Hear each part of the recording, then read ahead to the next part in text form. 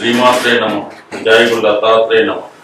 ఈ వీడియోలో మనం సింహరాశి వారి యొక్క జాతక విషయాల్లో వారి జీవితంలో అభివృద్ధి చెందాలంటే ఎటువంటి జాగ్రత్తలు తీసుకోవాలి అన్న విషయాన్ని మనం ఈ వీడియోలో పరిశీలించే ప్రయత్నించాం. సింహరాశి సహజ రాశి చక్రంలో 5వ రాశి అవడం వల్ల వీళ్ళు సొంత ఆలోచనలు, సొంత తెలివితేటలతోనే ఎవరు సహకారం లేకుండా జీవితంలో పైకి రావడం జరుగుతుంది. ఈ రాశికి అధిపతి సూర్య భగవానుడు అవడం వల్ల ఎక్కువ బాధ్యతలను కలిగి ఉంటాం. ఎవరి నుంచి కూడా ఏది కూడా ఆశించరు, ప్రతిఫలం ఆశించకుండా హెల్ప్ చేస్తూ ఉంటారు. ఒకరికి ఇవ్వడమే తప్ప ఒకరి దగ్గర తీసుకోవడం అనేది వీళ్ళ జీవితంలో ఎప్పుడూ కూడా జరగదు. ఈ క్వాలిటీస్ అన్నీ కూడా వీళ్ళకి ఈ రాశి సింబల్, సింహరాశి యొక్క గుర్తే లియో సింహం అవటం వల్ల మరి అడవికి రాజు ఎలాగే సింహం ఉంటుందో వీళ్ళు కూడా ఆ విధంగానే ఇండివిజువల్గానే ఉండే అవకాశం ఉంది. వీళ్ళకి 12వ భావం అన్నది కర్కాటక రాశి అవుతుంది.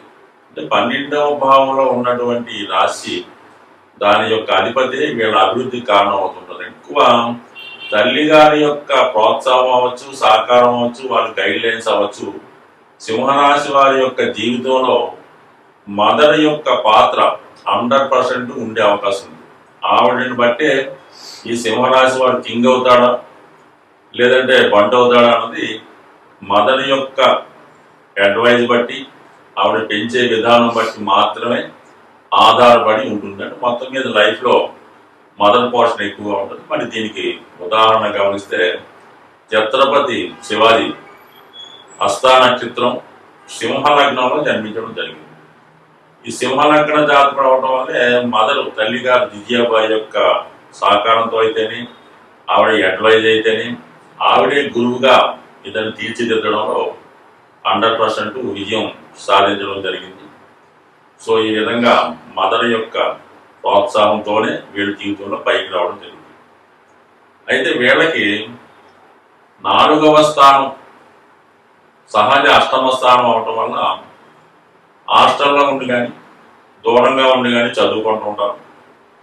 చాలా సందర్భాల్లో పెద్దలు ఇచ్చిన ఆస్తిని పోగొట్టుకొని వేరే చోట కొనుక్కోవడం జరుగుతుంటుంది. ఒక చోట అన్ని వేరే చోట కొనుక్కోవడం కానీ జరుగుతుంది.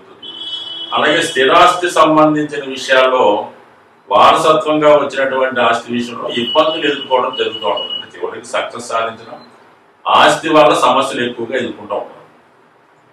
కుటుంబ స్థానం కన్యా రాశి వీళ్ళకి కుటుంబ స్థానం, అది సహజ రాశి చక్రంలో 6వ రాశి అవటం వల్ల కుటుంబ సభ్యులతో విభేదాలు, విరోధాలు ఉండే అవకాశం.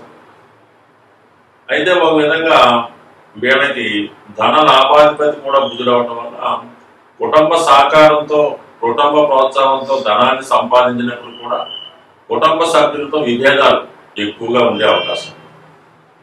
ఇక 6, 7 స్థానాధిపతి శని భగవానుడికి రావడం వల్ల 99% పార్ట్నర్షిప్తో ఏది కలిసి చేసినా వాళ్ళతో శత్రుత్వం రావడం సహజం తప్ప కంటిన్యూగా పార్ట్నర్షిప్, భాగస్వామి వ్యవహారం కలిసి రావడం అన్నది 100% వృధా.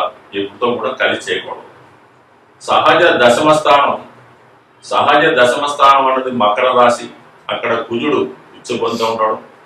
ఇది వీళ్ళకి 6వ రాశి అవడం వల్ల మరి స్వతంత్ర వృత్తిలో ఉన్నప్పుడు కూడా సహజంగా వీళ్ళు ప్రారంభ జీవితంలో ఒకరి దగ్గర సబార్డినేట్గా, అసిస్టెంట్గా చేరి వర్క్లో మెరుగులు నేర్చుకొని దాని తర్వాత స్వతంత్ర వృత్తిలోకి మారే అవకాశం ఉంటుంది తప్ప డైరెక్ట్గా బిజినెస్కి వచ్చినప్పుడు మాత్రం రాణించలేకపోతుంటారు. అది తండ్రి దగ్గరైనా పర్లేదు, ఇంకో గురువు దగ్గరైనా పర్లేదు, మాత్రం ప్రారంభంలో మాత్రం సబార్డినేట్గా చేస్తేనే వీళ్ళ జీవితంలో పైకి రావడం జరుగుతుంటుంది. అంటే ముందు కొంతకాలం పాటు ఉద్యోగం చేసిన తర్వాత వ్యాపారంలోకి వెళ్తే మంచిది తప్ప డైరెక్ట్గా వ్యాపారంలోకి వెళ్ళడం వల్ల ఇబ్బందులు ఎదురే అవకాశాలు కనబడుతుంటాయి.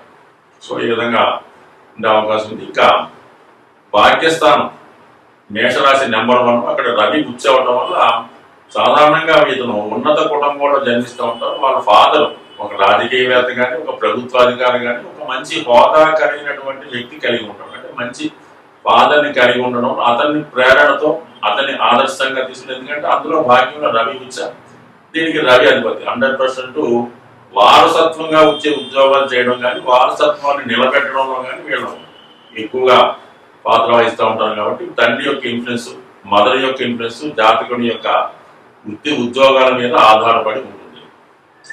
ఇక ధనస్థానం, సహజ ధనస్థానం వీళ్ళకి దశమ స్థానం.